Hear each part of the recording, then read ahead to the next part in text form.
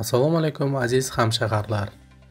18-oktyabr Samarqand shahar kuni munosabati bilan shahrimiz tarixi haqida hech kim bilmagan qiziqarli antiqa ma'lumot topish niyatida Registon maydoniga yo'l oldim.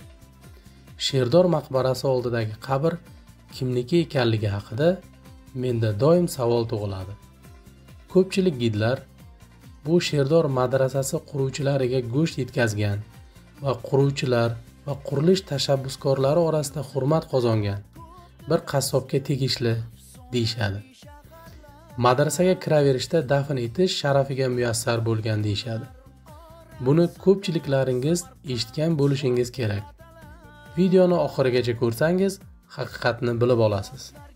Mana shu savolga javob topish maqsadida izlanish o'tkazish uchun shahrimizdagi eng ko'hna kutubxonalardan biri sanalmish Pushkin nomidagi kutubxonaga tashrif buyurdim.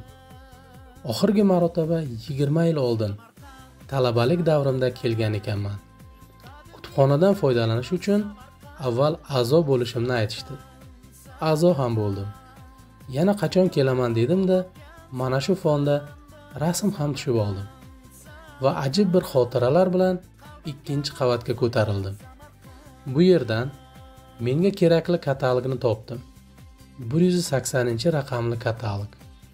Samarqand haqida manbalarni saralab, o'zimga keraklisini topdim va asosiy zalga o'tib, ma'lumot qidirishga tushdim. Evrika. Bir necha soatlik qidirishlar o'z samarasini berdi va men o'zimga kerakli ma'lumotni topdim. Bu yerda topgan ma'lumotlarimni shaxsan o'qib beraman. Bu qabr haqidagi ma'lumotlar birinchi marta Abu Tohir Hoji Samarqandiyning mashhur kitobi Samariyada uchraydi. Kitobda aytilishicha, ba'zilar qabr Hoji Ahmad Yassaviyning ko'zga ko'ringan avlodlaridan biri, atoqli turkiy shayx Xo'ja Muhammad Qotang'uga tegishli deb hisoblashsa, boshqa olimlar qabr Xo'ja Muhammad Dashtinabotiyga tegishli deb taxmin qilishadi. Abu Tohir Xo'ja Samarqandiy Dashtinobod posyolkasi Hisor viloyatida ekanligini aytadi.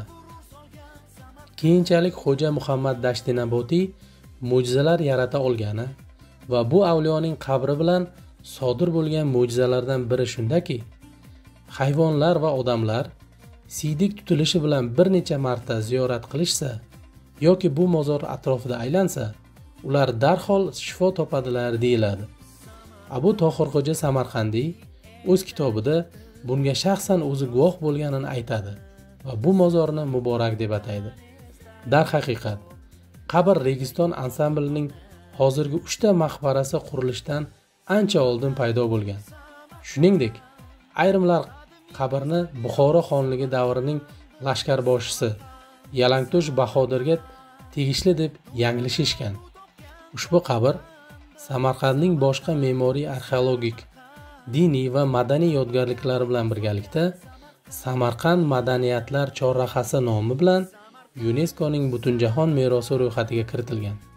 Mana qadrli kuzatuvchilar, ushbu qabr haqida haqiqatni bilib oldik. Ushbu ma'lumot sizlarga ham qiziq bo'lgan bo'lsa, bitta kommentariy va bitta like bosib qo'yishni unutmang. Ko'hna va hamisha navqiron Samarqand shahri haqida qiziqarli faktlarni qidirishda davom etamiz.